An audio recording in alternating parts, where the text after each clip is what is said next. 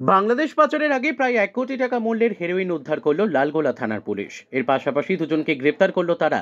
বৃহস্পতিবার বিকেলে ঘটনাটি ঘটেছে লালগোলা থানার দক্ষিণ লতিবের পাড়া এলাকায়। ধৃতরা হলেন মোহাম্মদ শাহিদুর রহমান ও জাইদুর রহমান। এরা সম্পর্কে দুই ভাই। তারা লালগোলা থানা এলাকারই বাসিন্দা। জানা যায় বৃহস্পতিবার বিকেলে গোপন খবরের ভিত্তিতে লালগোলা থানার পুলিশ শাহিদুর রহমান ও জাইদুর রহমানের বাড়িতে অভিযান চালায়। এরপর বাড়ির মধ্য থেকে 1050 গ্রাম হেরোইন উদ্ধার করে এবং শাহিদুর রহমান ও জাইদুর রহমান নামে দুই ভাইকে হাতে নাতে গ্রেপ্তার করে। দুই ভাই বাংলাদেশে হেরোইন পাচার করার পরিকল্পনা করছিল বলে জানা গিয়েছে। আগামীকাল ধৃতদের 10 দিনের পুলিশ হেফাজতের আবেদন জানিয়ে আদালতে তোলা হবে।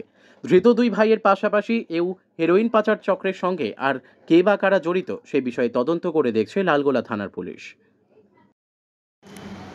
যেটা আছে আজকে লালগোলা থানা একটা সোর্স ইনফরমেশনের মাধ্যমে খবর পায় দক্ষিণ লতিবের পাড়া কালমেঘা জিপির আন্ডারে ওখানে মোহাম্মদ শহীদুর রহমান আর জয়দুর রহমান এদের বাড়িতে অবৈধ হিরোইন জমায়েত আছে, ওরা পাচার করার চেষ্টা করছিল।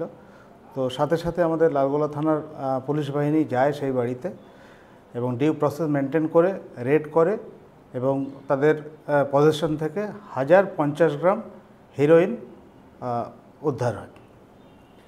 আনুমানিক এর বাজার মূল্য? এর বাজার মূল্য প্রায় 1 কোটি টাকা। আচ্ছা, এটা কোথা থেকে কোথা নিয়ে যেত বা কিছু জানা গেছে? এটা মানে প্রিলিমিনারি যা পাওয়া যাচ্ছে এরা বাংলাদেশেই পাচার করতো। তো তার আগেই আমরা এই প্ল্যানটাকে বানচাল করে দিই।